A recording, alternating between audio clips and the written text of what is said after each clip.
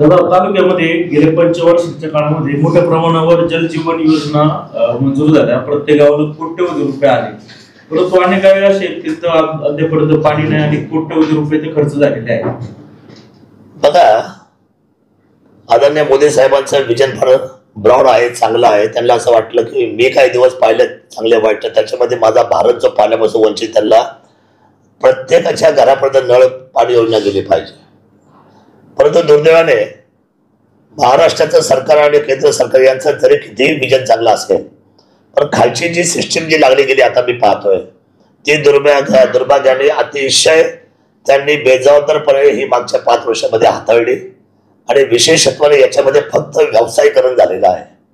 जे त्यांच्या या सगळ्या असलेल्या लोकांना नुसतं रेस्ट हाऊसला बोलवा, बंगल्यावर बोलवा, बोलून साध्य काय केलं? ते बोलून त्यांच्यावर अंकुश कुठं राहिला, त्यांची क्वालिटी कुठं राहिली? जर जमिनीपासून 1 फुटच जर खाली पाईप असेल, याचा अर्थ सांगा तुम्ही कशा पद्धतीने कामात त्यांची बिलं काढली, बिलं काढायची घाई का केली?